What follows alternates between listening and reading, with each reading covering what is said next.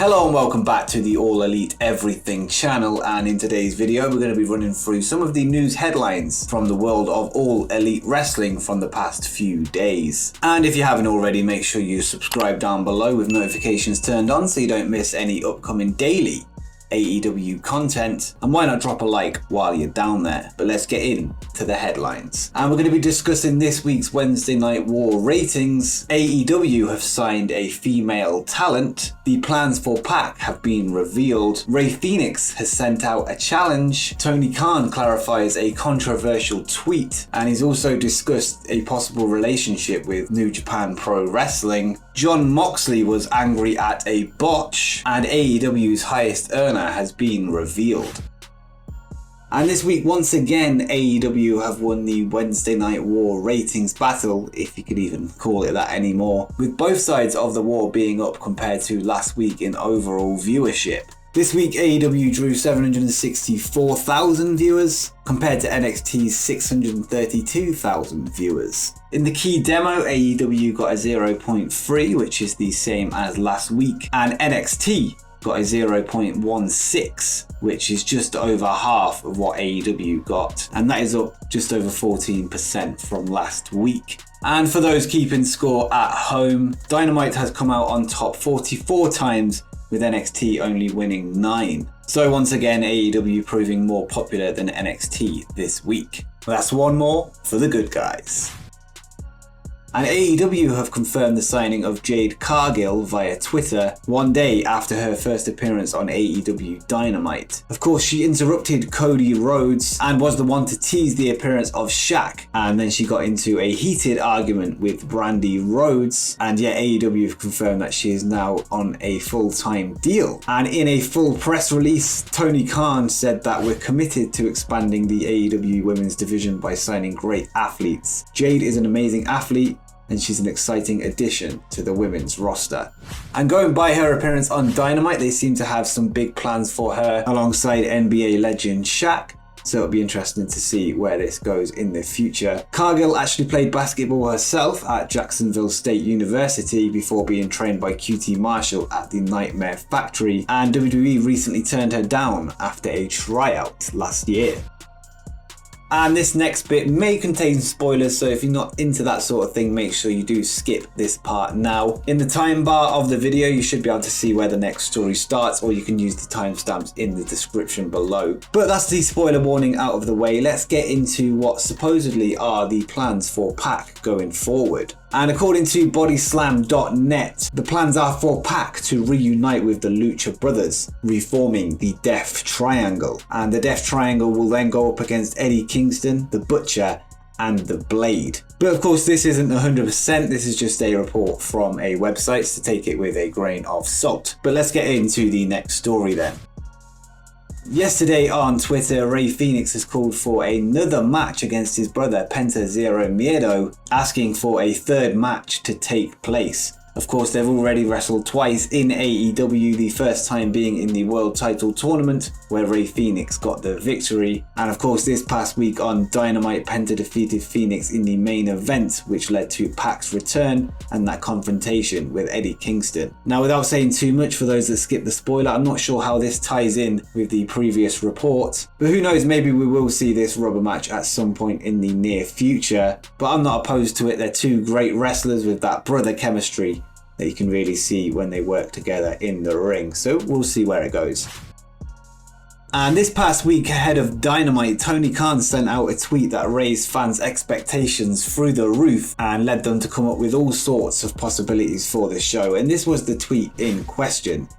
He said, "We have a great lineup for AEW Dynamite live on TNT at 8 PM. For the rest of 2020, AEW will keep delivering great matches on Wednesday nights, plus there are massive surprises ahead. Please join us on TNT tonight. The balance of power in wrestling will shift tonight." And the key phrase there is the balance of power in wrestling will shift tonight. Now, of course, this caused all sorts of speculation on Twitter, whether it be Sting, CM Punk, Goldberg, or another huge name with big expectations for the show. And it appears he was actually talking about the return of PAC. Now, as great as PAC is, I don't think that's going to change the balance of power in wrestling to quote. But Tony Khan later clarified exactly what he meant by this tweet. And he says, "There's more to come. Pac coming back is the beginning of a huge push for the rest of the year. As I said in my last tweet just now, balancing power in storyline refers to Eddie Kingston's strong power base as a character which could be threatened. But it also refers to the big push AEW is making for the rest of the year into and through December and into 2021. Now, after fans' disappointment, he was forced to send out this tweet, just to clarify, but that doesn't really line up, as the first tweet says, "The balance of power in wrestling will shift." In wrestling. Nothing to do with storyline, in wrestling as a whole. So yeah, it's understandable why fans are frustrated with this, but as I say, I'm excited to see where this goes over the next few weeks. He says that there is multiple surprises to come, so maybe this is just the first of many. And who knows, maybe we will get CM Punk and Sting at some point. Just kidding. And not too long ago, the president and CEO of New Japan Pro-Wrestling left the company. And Tony Khan recently spoke to TSN and spoke about how this might make the AEW New Japan relationship easier to make. And he said, "With New Japan, it's a little bit more one-sided, where we've sent people there and I haven't really had people from New Japan show up on my TV show yet. I'd like to see more of a two-sided relationship there, because I'm honestly one of the easiest people to work with in wrestling. We've worked with NWA, we've worked with AAA, and we've sent people to New Japan. I think with Harold being gone, I don't know if it's going to be easier, but I have a feeling that it might be." And the bad feelings towards AEW on the New Japan side, of course, came from the early days of AEW when they signed a lot of New Japan talent, most notably Kenny Omega. But maybe with a new power structure in place, that animosity will fade. And of course, this is good news for AEW fans, especially if you want to see the likes of Hiroshi Tanahashi, Kazuchika Okada, and Tetsuya Naito in AEW at some point. I'm not saying we're going to get all of those names, but one or two of them would be good enough for me. And also, I might be reading into this one a little bit too much, but this is another tweet that Tony Khan has sent out.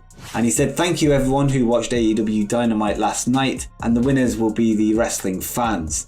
Pac's return after 8 months, and I have aces up my sleeve in the weeks ahead.